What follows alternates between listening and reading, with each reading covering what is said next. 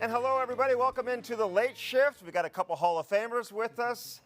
One of the best head coaches in the history of the National Hockey League, Ken Hitchcock, second all-time in wins for the St. Louis Blues, fourth all-time in the history of the game. And then, of course, Pierre Turgeon, no introduction necessary, but over 1,300 points, over 1,200 games, 5 seasons here with the St. Louis Blues. I just called you both Hall of Famers because that is what you are. Are you used to that yet, Hitch? Are you used to being called a Hall of Famer? No, to be honest with you, Andy, I'm uncomfortable with it. It's, you know, when we were signing autographs in Toronto, they want you all to put HAOF 23 on it, and it's strange doing that. So, I don't know. It just feels like I'm a Hall of Famer as a coach in the builders category just because I'm old. So but it was a great weekend, and it was a lot of fun for us and our families. Yeah. Listen, everyone watching out there, first off, if you're on YouTube, if you comment and you like and subscribe, then you can win this autographed puck. They're about to sign it right now. So if you're not used to putting HOF, go ahead and put that on there right now, Hitch. HOF. How about you? Are you getting used to that, Pierre? Well, it's special, obviously, and I don't know if you ever could get used to it, because just you look at the history and you look at the names and you look at everyone that's been on those plaque in Toronto, and it's amazing feeling to be part of that group, and I don't know, I'm not getting used to it yet, to be honest with you, but it's just a privilege to be a part of it. Yeah, it's got to be an incredible privilege. Yeah, go ahead and sign that. Yeah. Hitch, when you got the call, where were you? And how emotional was that for you?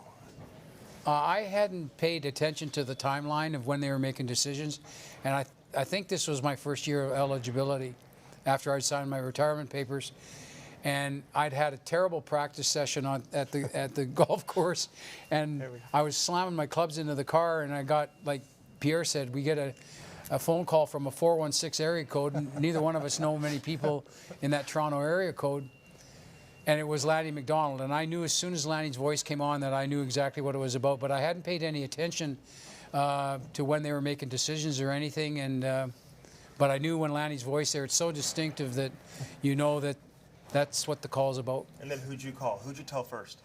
I phoned Karina and told her, and she was really emotional, and then I just got on the phone and started thanking everybody I could get my hands on, the telephone numbers too, and you're so grateful for all the people. Like in my situation, I had a lot of people, Andy, that helped me just get out of minor hockey, and then get out of junior hockey, and then get out of the International Hockey League. I had a lot of steps before I got to the National Hockey League, and I wanted to thank the people that helped me along the way. You know, Pierre, it's amazing. You had a great career, and everyone knew you were a great player for a long time. You had to wait 14 years, right, to get that call? I did. Aren't you glad no one has to ask you anymore, saying, hey, don't you think you belong in the Hall of Fame? I am glad, for sure. But it's a great, like you're saying, it's a great phone call to get. For my situation, I was in Vegas. I get a phone call, 416. I'm working out on the treadmill, and then I have another phone call, and then a third phone call in the elevator, and a fourth phone call walking in the hallway. And that fifth phone call, I'm like, I better insert this one. I better, just in case it is. And then it's Lanny McDonald in his special voice, and you know it's Lanny talking, and I'm like, yes, this is what a great phone call to get, and it's just a privilege to be a part of it. If you called who?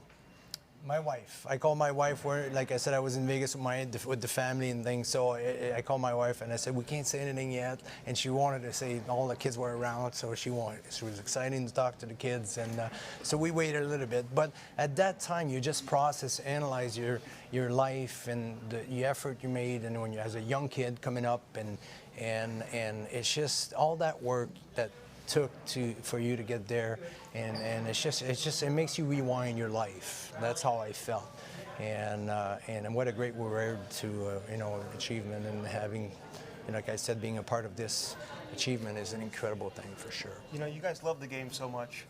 Hitch, I know you're a hockey historian. Like being at the Hockey Hall of Fame and rubbing shoulders not only with the other individuals that you're going in with here in the class of 2023, but all the other great Hall of Famers that are there. I mean, that had to be just an incredible experience for you. Yeah, what was really emotional for me was after the induction ceremonies is over, you go downstairs into a lower lobby, and there was 1,000 people there with cell phones and cameras, and you're signing the book, Andy, and you turn around, and on a riser behind you are all the players that played for me in the Olympics and in the National Hockey League. That was really emotional for me, and it really hit me hard when these are the guys. I admired those guys so much as players, Nieuwendyk, Modano, Joe Sakic, all those guys, and then Ed Belfour, and then to see those guys there was really overwhelming for me when I went and signed the book. I see Bob Gainey there. I mean, a natural, right, to present you, but what were you thinking when you saw him presenting you with your plaque? Well, he was worn out because that's the third time he's had to present for me. And he said enough. He said he's going on holidays and lose his number. So he had it enough. And I don't know, we had a special relationship, very similar to what Doug and I have here. Bob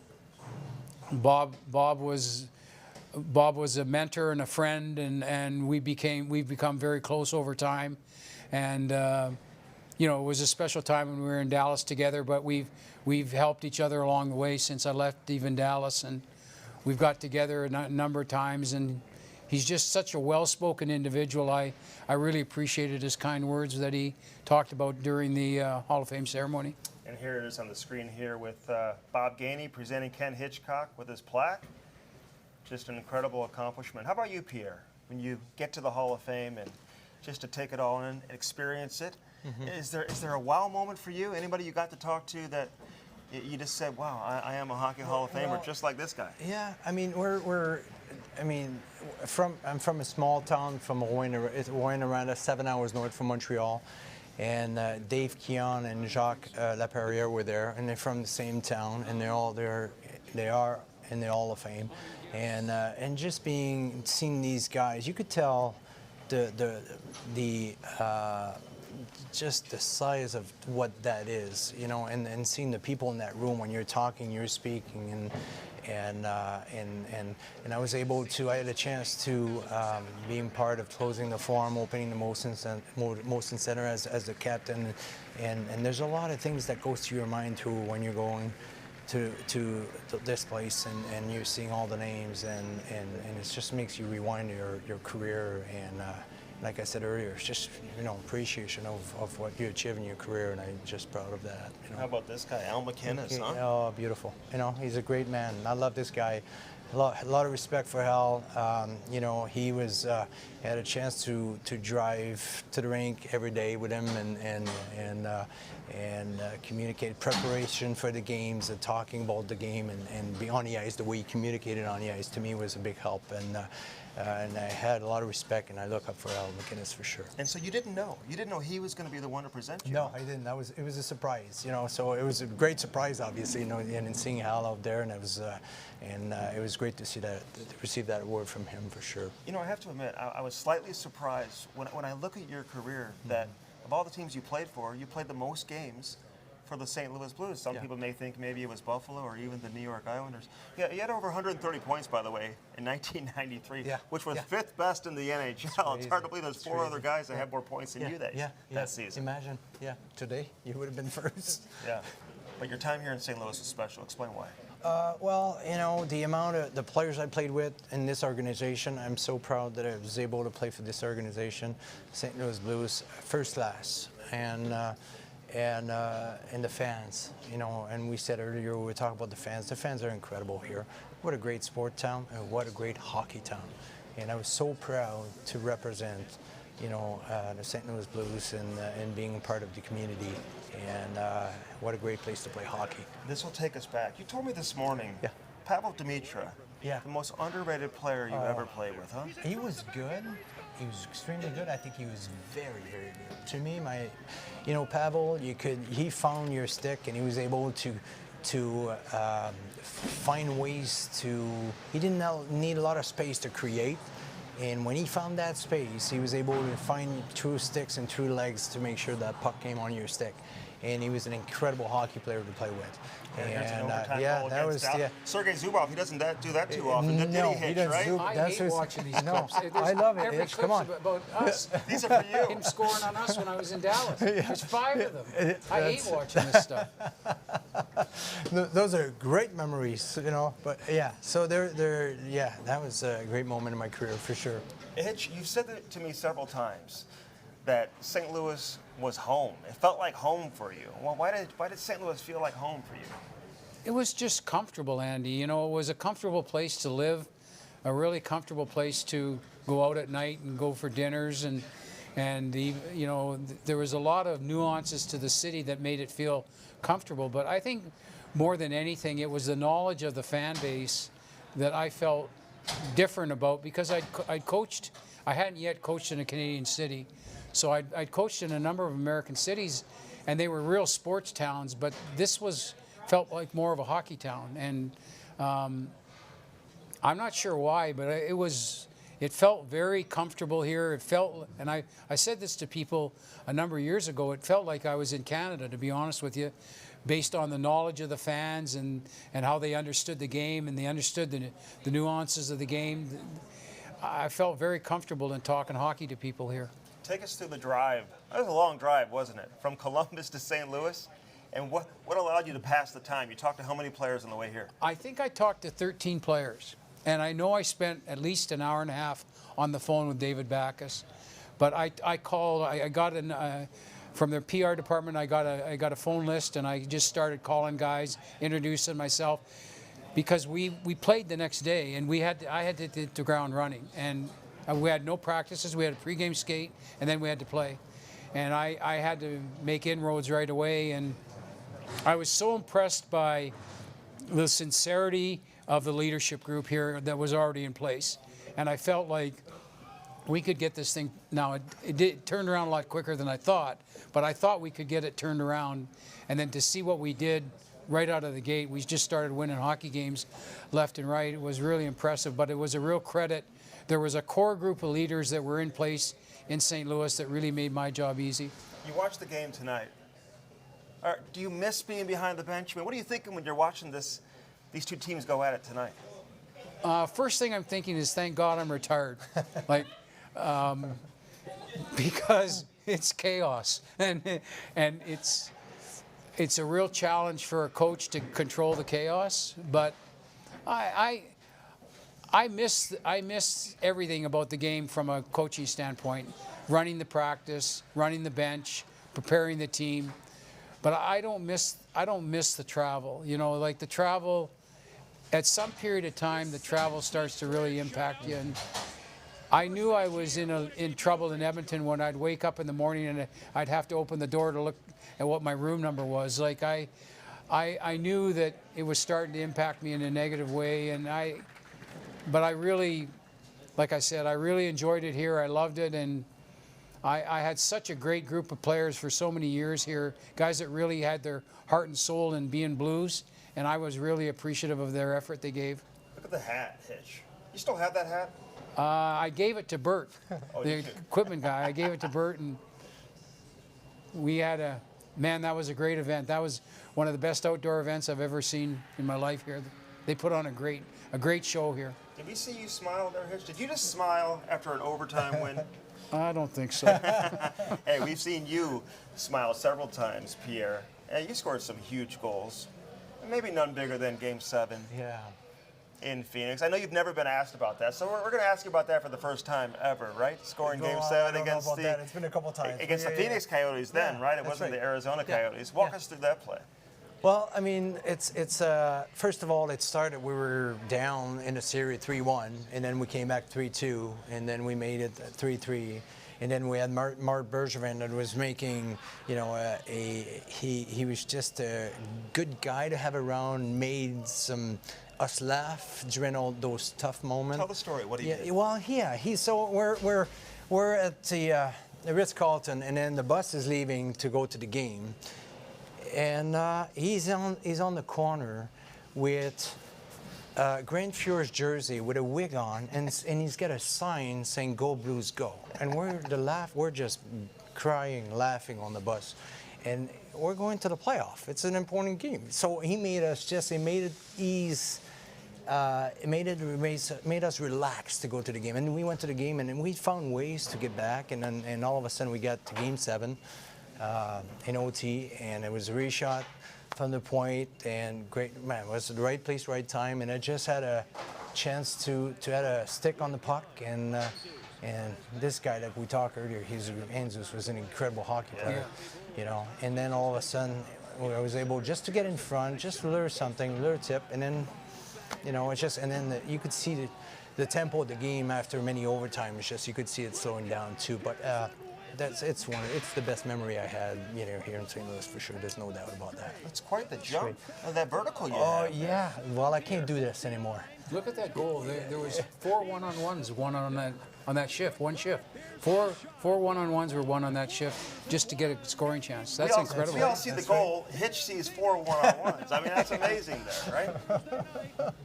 You have a memory, Hitch, in St. Louis that stands out? What's the biggest memory for you? Well, unfortunately, when you're a coach, winning is relief and losing is misery. That's how we think, and it's not proper, but it's what a lot of coaches think. I would say the 2 memories I have are obviously the overtime goal here or the late goal against Chicago, and then I still have nightmares about Taves coming out of the penalty box and scoring the overtime goal too. So there's a positive one and there's a negative one, but it's funny as coaches, Andy, as I sit here, we went on a 4 or 5 year run when I was with the Stars, and I can't remember much about the 99 game, and there was 6 periods of hockey, but I can remember every shift about the 2000 game that we lost in double overtime. And that's a lot of coaches are like that. You remember, you have a vivid memory of things that went wrong, and you kind of gloss over the things that went well, and that's our life. And there's a lot of guys, I'm not different. There's a lot of guys that coach for a living that think the same way. What about when the Blues won? And you mentioned it this morning, Craig Berube, we all know how close you are with Chief. You guys speak often, and Doug Armstrong, you've talked about that all the time. But to see St. Louis win and just what it meant for the city and the entire community here. Well, I was really happy for a number of reasons. Number one, when you're not winning, like they were struggling in December and early January, they were struggling. And they had a really good group of guys here, really good group of players and a really good bunch of good team people. And you know that if they don't turn it around, it could blow up. They could blow the team up and make changes. And you knew that that was a possibility. And then to see them rebound in late January and turn it around on that road trip out west, you know, first there's relief, and then secondly, when you start seeing them go through it, then you think there's a chance. And in a small way, you feel part of it because you grew a lot of the players into that capability. Adding Benner was a great add. Adding O'Reilly was a great add. But I was so proud for the guys that were there doing all the heavy lifting for the team to get there. And I was afraid during the year that they weren't going to get that chance. So it was real relief for me to see them win, but I was also really happy for the guys that were around when I was around. Pierre, what were your expectations when you got traded here? When you found out you were coming to St. Louis, were you excited? I mean, were you hoping for a trade at the time? Like, walk us through that. I asked for a trade, being in Montreal, and because different reason where my expectation there wanted to, you know, I was playing in a different situation, and it turned out great. And then I get traded here, and I'm thinking, I'm going to play for Mike Keenan.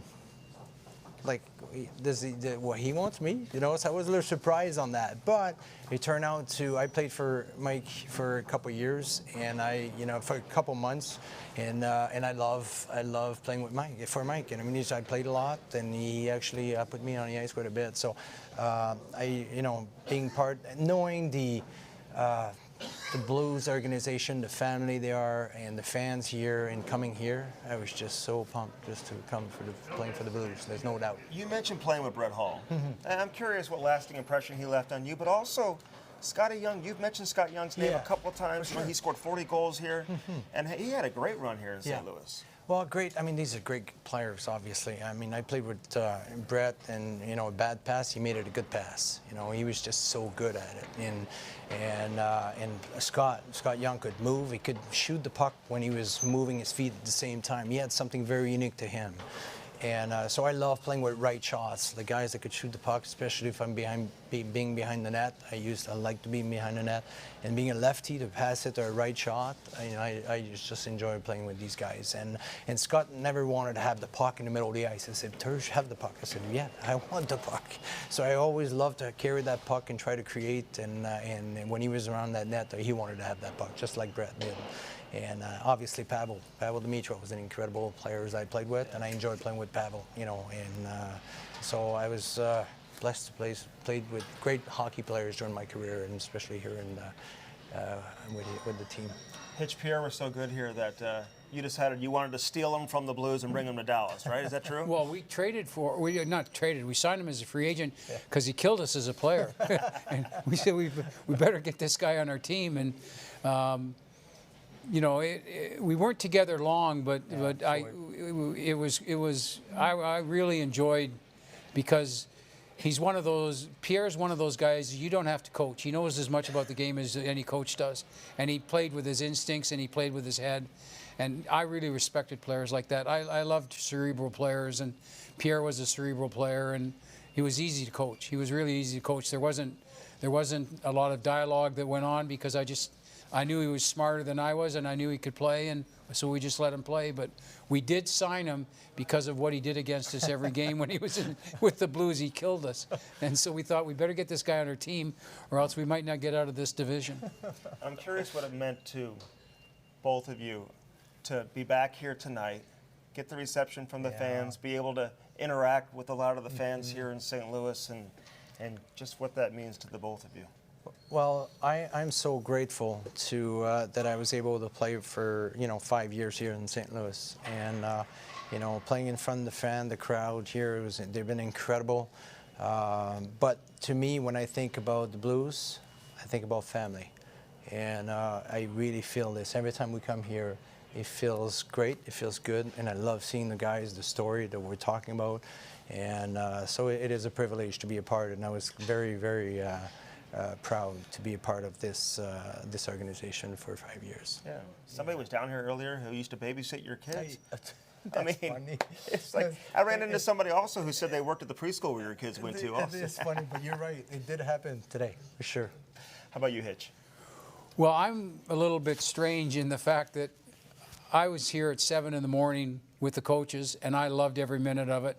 I probably drove them all nuts, but I loved it. And then I came back here at 3:30 or 3:45 to spend time with the coaches again, because I loved the dialogue and the debate and everything that went on. And I'm so appreciative of, and I've said this before, this fan base is tremendous.